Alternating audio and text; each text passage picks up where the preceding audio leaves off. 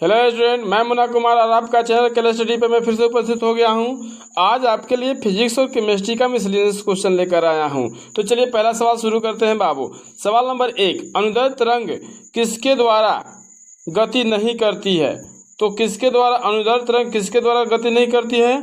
तो ऑप्शन यहाँ पे दे रखा है, 4 ऑप्शन है, निर्वात, ठोस, द्रव, गैस। तो ऑप्शन नंबर ए हो जाएगा बाबू इसका राइट आंसर। निर्वात में गति नहीं करता। देखिए अब निर्वात में ऐसा नहीं हो पाता है, ठीक है। ये जो गति करने का जो इसका सिलसिला इस तरह से है, ये नहीं हो पाता है निर्वात में बाबू। तो इसका राइट आंसर हो जाएगा ऑप्शन नंबर ए, निर्वात। चलिए नेक्स्ट सवाल देखते हैं बाबू। कह रहा है चंद्रमा पर एक वस्तु का भार उसके पृथ्वी के भार का 1/6 भाग है, तो वस्तु का द्रव्यमान किस प्रकार परिवर्तित होगा? तो देखिए ऑप्शन यहाँ पे 4 ऑप्शन दे रखा है आपको, ठीक है।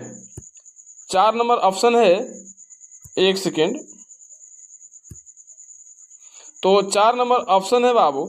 ऑप्शन यहाँ पे 1/6 भाग हो जाएगा, 6 गुना हो जाएगा, 1/36 गुना हो जाएगा और वहीं रहेगा। तो इसका ऑप्शन नंबर डी वहीं रहेगा, क्योंकि चंद्रमा पर चाहे आप द्रव्यमान को किसी भी जगह पर लेके जाओ, द्रव्यमान बदलता नहीं है। द्रव्यमान जो वस्तु का वो होता है वो हमेशा हर जगह समान रहता है, तो द्रव्यमान नहीं बदलता है। तो इसलिए ऑप्शन नंबर इसका डी रहेगा, वहीं रहेगा बाबू। चलिए नेक्स्ट सवाल देखते हैं। 3 नंबर सवाल है बाबू। कह रहा है दोषपूर्ण नेत्र वाला एक व्यक्ति अपने आंखों से 60 सेंटीमीटर से दूर की वस्तुओं को देख नहीं पाता, इसके प्रयोग में लेंस की शक्ति क्या होता है? तो ये न्यूमेरिकल है बाबू। इसका ऑप्शन नंबर हो जाएगा डी, ठीक है। ऑप्शन नंबर डी हो जाएगा बाबू, ठीक है। नेक्स्ट सवाल देखिएगा बाबू। 4 नंबर सवाल कह रहा है एक विद्युत प्रेस में ऊष्मा का अवयव इसका बना होता है, तो ये किसका बना होता है? तो ऑप्शन यहाँ पे दे रखा है नाइक्रोम का, कैंसोट्रेंट का, लोहा का और टंगस्टन का। तो इसका राइट आंसर हो जाएगा नाइक्रोम का।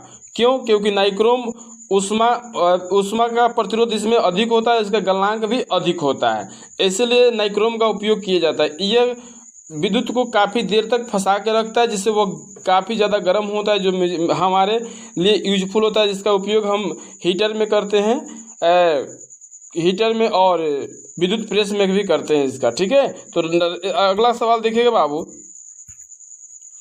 5 नंबर सवाल कह रहा है 4 माध्यम में निर्वात, वायु, जल, स्टील में से निम्न में से सबसे अधिक ध्वनि तेज होती है किस में?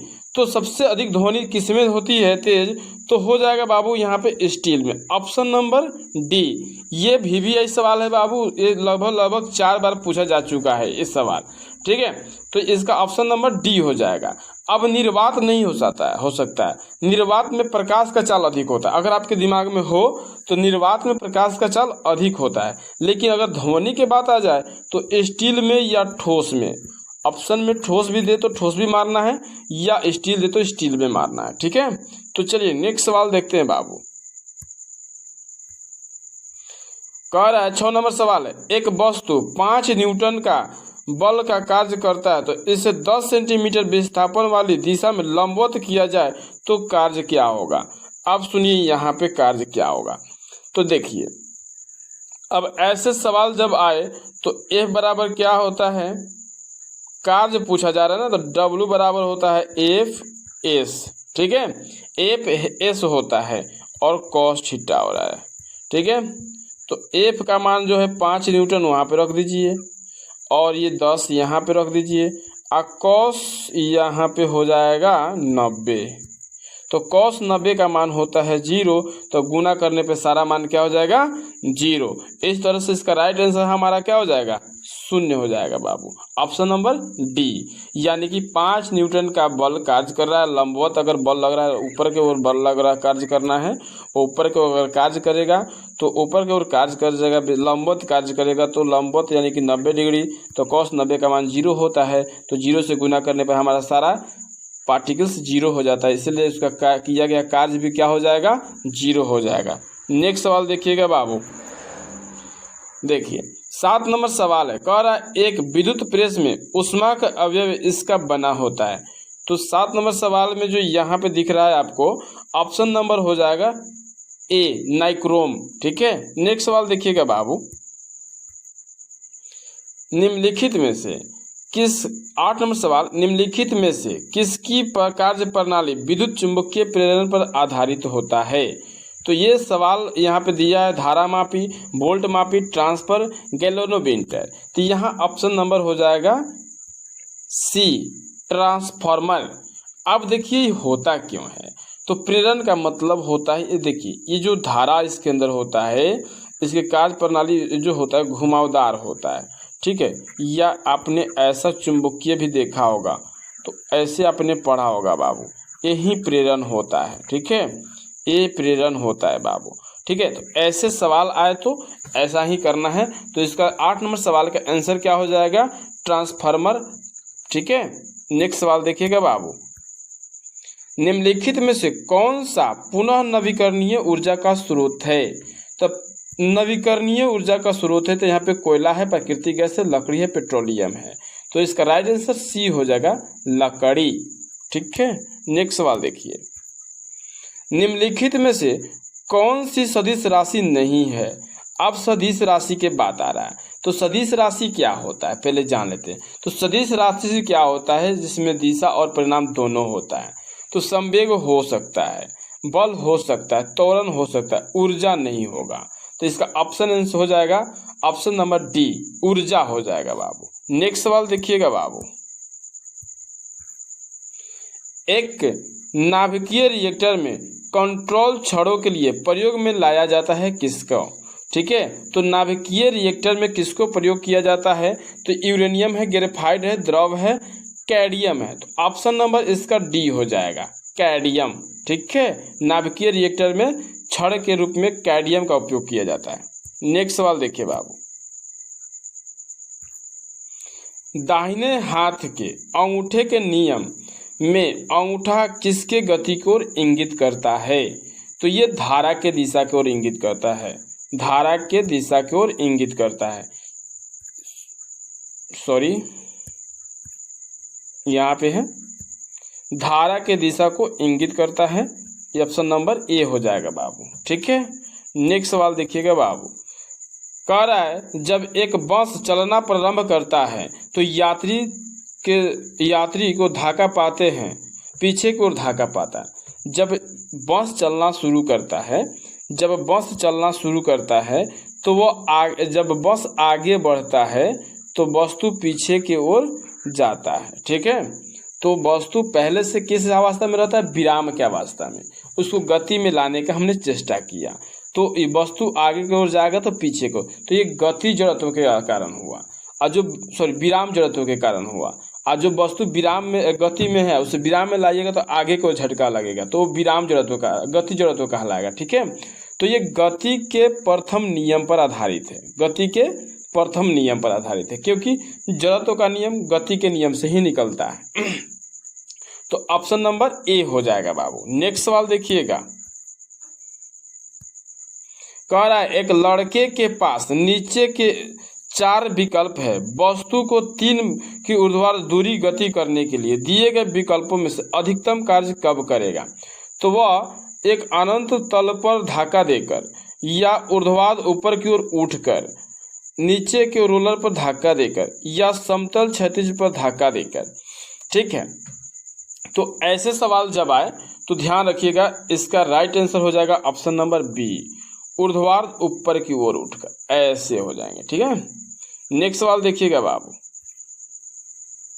कह रहा है यदि एक कांच का प्रिज्म पानी में डुबाया जाए तब इसकी परिक्षेपण का क्षमता क्या होगा? तो परिक्षेपण का क्षमता क्या होगा? बढ़ जाएगा। अब सुनिए, ये प्रिज्म है बाबू, ठीक है, और इसको पानी में डुबा दिए आपने क्या किया? पानी के अंदर डुबा दिया। तो इसका घनत्व तो ऑलरेडी था, अब पानी का घनत्व, ये दोनों घनत्व बढ़ गया, तो इसमें विचलन क्या होगा? अधिक होगा। विचलन क्या होगा? अधिक होगा प्रकाश का, इसलिए इसका प्रक्षेपण क्या हो जाएगा? प्रक्षेपण क्या हो जाएगा? बढ़ जाएगा। प्रक्षेपण क्षमता क्या हो जाएगा? बढ़ जाएगा, ठीक है। अगला सवाल देखिए बाबू, 16 नंबर सवाल है, विद्युत चुंबकीय तरंग होता है, ठीक है, तो अनुप्रस्थ तरंग है बाबू। ये क्या हो जाएगा इसका right answer? Option number D, देशांतर नहीं होंगे, लंबवत नहीं होंगे, समानांतर नहीं होंगे, अनुप्रस्थ होंगे। अनुप्रस्थ तरंग अभी आपको मैं बताया, ये क्या होता है, ऐसे होता है। ठीक है, नेक्स्ट सवाल देखिए बाबू, 17 नंबर सवाल, विद्युत चुंबकीय विकिरण जिसका उपयोग एक प्रभावशाली निर्वायक के रूप में होता है, तो क्या होगा इसका। विद्युत चुंबकीय विकिरण प्रभावशाली निर्जमक के रूप में होता है, तो इसका हो जाएगा अवरक्त, ऑप्शन नंबर ए।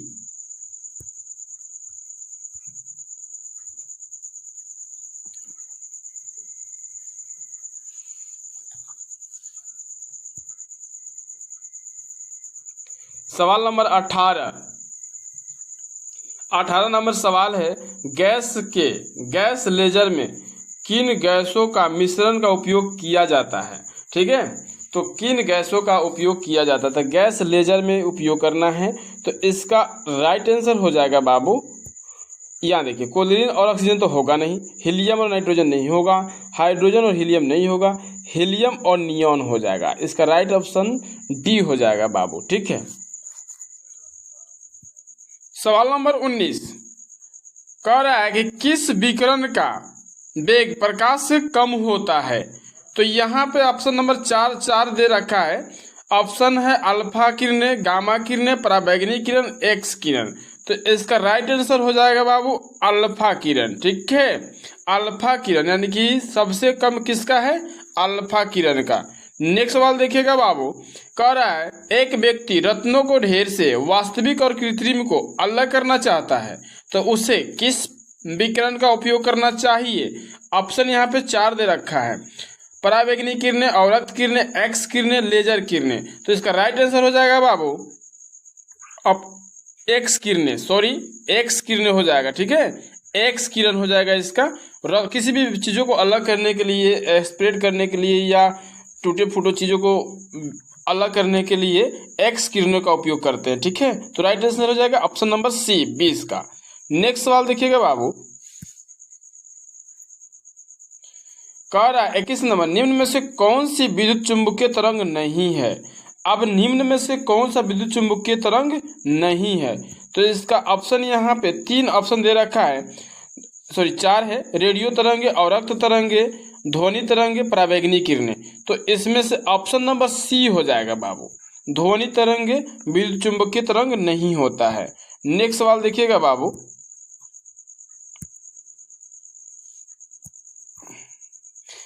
22 नंबर, किस विद्युत चुंबकीय किरण का उपयोग रक्त संचार को उद्दीपन करने के लिए किया जाता है, तो इसका राइट आंसर हो जाएगा अवरक्त किरणें। ठीक है, नेक्स्ट सवाल देखिएगा बाबू,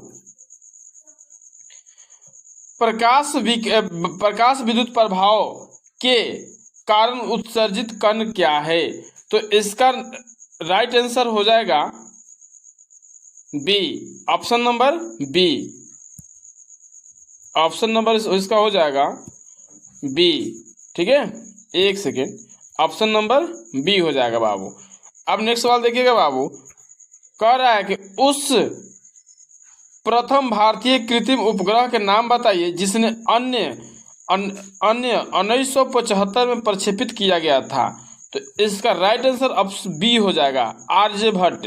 सबसे पहले जो उपग्रह था कृत्रिम उपग्रह उस आर्यभट्ट था जो भारत ने प्रक्षेपित किया था। नेक्स्ट सवाल देखिएगा बाबू, कर उस उपग्रह का नाम बताइए जिसका खोज यूरेनस के कक्ष में होने वाला विचलन निरपेक्ष द्वारा की गई थी, तो इसका राइट आंसर ए हो जाएगा वरुण। ठीक है, चलिए बाबू नेक्स्ट सवाल देखिएगा, कौन सा यंत्र प्रकाश विद्युत प्रभाव पर कार्य करता है, तो इसका राइट आंसर हो जाएगा फोटोसेल। क्या हो जाएगा, फोटोसेल बाबू, 26 का डी हो जाएगा। नेक्स्ट सवाल देखिएगा बाबू, प्रकाश मंडल में बनने वाली कौन सी आकृतियों को कहते हैं, तो प्रकाश मंडल में बनने वाले छोटी आकृतियों को क्या कहते हैं, तो राइट आंसर इसका सी हो जाएगा सौर धाबा। 27 का सी हो जाएगा सौर धाबा।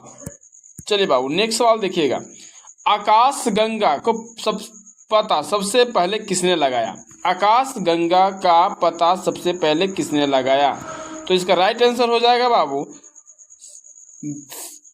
यहाँ पे सी है, ऑप्शन सी है गैलीलियो। क्या हो जाएगा? गैलीलियो ने सबसे पहले पता लगाया था। चलिए बाबू, अब राइट आंसर इसका हो गया सी गैलीलियो। आगे देखिए बाबू, कह रहा निम्नलिखित में से 29 नंबर सवाल है, निम्नलिखित में से कौन सा एक रेखीय उत्सर्जन वर्ण उत्पन्न करता है? तो इसका एक आंसर हो जाएगा ऑप्शन नंबर डी, गैस हो जाएगा बाबू। गैस एक वर्ण रेखीय उत्सर्जन वर्ण उत्पन्न करता है। ठीक है, नेक्स्ट सवाल देखिएगा बाबू, कार्य का ए सही मात्रक क्या होता है? तो कार्य का ए सही मात्रक जूल होता है। क्या होता है? जूल हो जाता है। चलिए बाबू, नेक्स्ट सवाल देखिएगा, 31 नंबर सवाल है ये, रेडियो सक्रियता का खोज किसने किया था? तो इसका राइट आंसर हो जाएगा बेकुरल ने किया था। मैडम क्यूरी भी किए थे, लेकिन वो विस्तार से किए थे, लेकिन सबसे पहले खोज रेडियो सक्रियता का खोज बेकुरल ने किया था बाबू। नेक्स्ट सवाल देखिएगा, 32 नंबर सवाल है, एक नाभिकीय क्रिया के दौरान ऊर्जा मुक्त होती है। तो 32 नंबर सवाल का राइट आंसर हो जाएगा बी, यहाँ पे यहाँ पे हो जाएगा नाभिकीय ऊर्जा।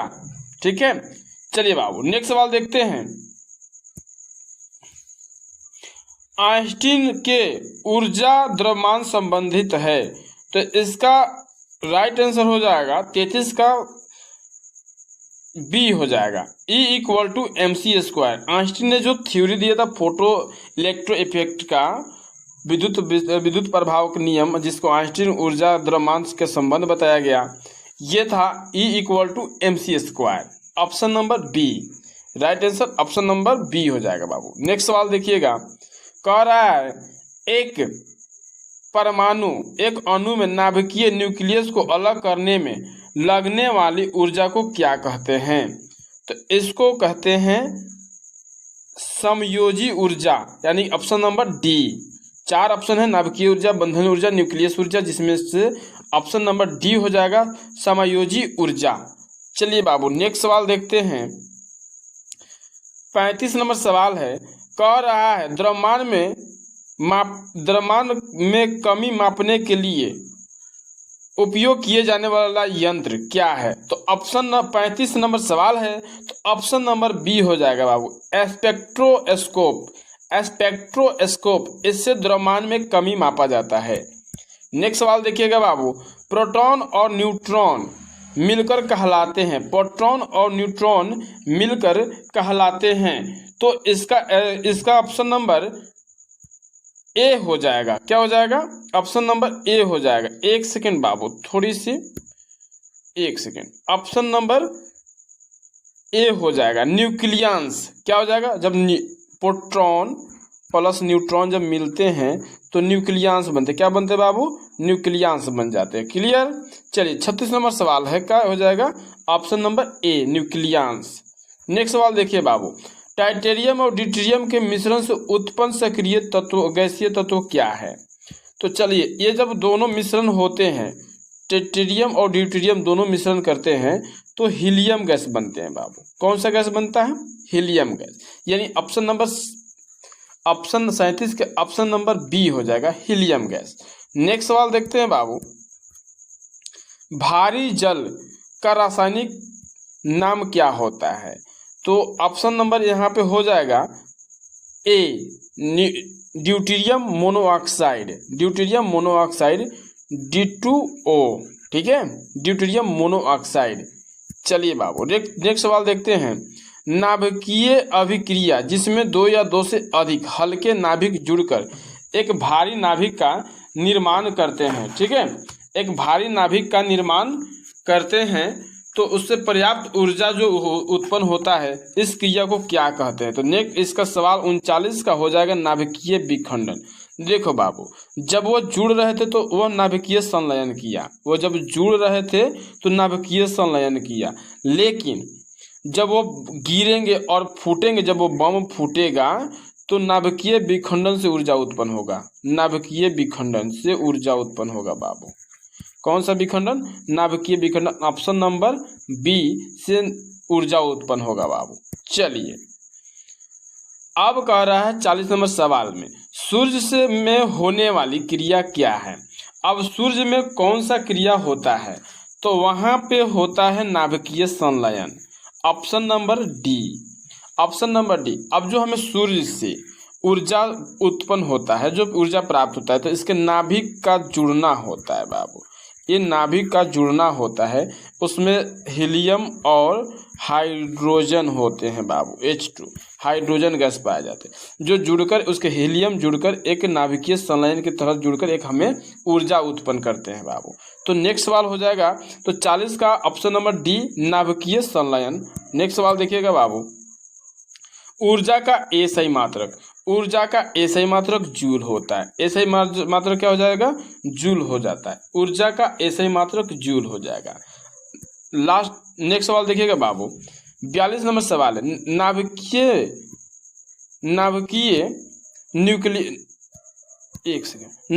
न्यूक्लियस परस्पर बंधे होते हैं।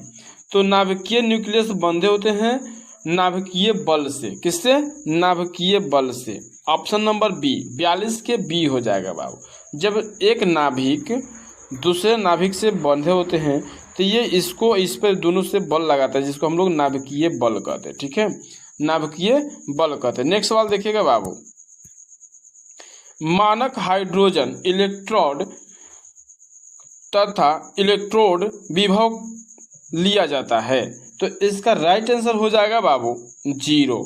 सॉरी, यहाँ एक सेकेंड, इसका 0 हो जाएगा बाबू। ठीक है, ऑप्शन नंबर ए हो जाएगा। ठीक है, सवाल नंबर 44, निम्न में से कौन उभयधर्मी ऑक्साइड है? तो यहाँ पे चारों ऑप्शन तो दिया है, लेकिन इस ऑप्शन में वो आंसर नहीं है जो होना चाहिए। तो इसका हो जाएगा Al2O3। ठीक है, इसको याद रखिएगा लोग, क्योंकि मिस्टेक हो गया है टाइपिंग करते समय। तो Al2O3 याद रखिएगा, उभयधर्मी ऑक्साइड है Al2O3। चलिए नेक्स्ट सवाल देखिएगा बाबू, निम्नलिखित में से ओजोन द्वारा ऑक्सीकरण में O2 मुक्त नहीं होता है, तो क्या नहीं मुक्त होता है? तो इसका ऑप्शन नंबर ए हो जाएगा, SO2 मुक्त नहीं होता है। जब ओजोन का ऑक्सीकरण होता है, जब वो टूटता है तो उसमें से SO2 मुक्त नहीं होता है। तो इसका राइट आंसर ए हो जाएगा, 45 का ए हो जाएगा। इस तरह से आपने सारे सवालों को देखा, अच्छा लगा हो तो लाइक कर दीजिए, और अभी चैनल पर भी नए बने हुए हैं तो चैनल को सब्सक्राइब करके वीडियो को लाइक करके सपोर्ट करिए बाबू। तब तक के लिए इतना ही, मिलते हैं अगले क्लास में।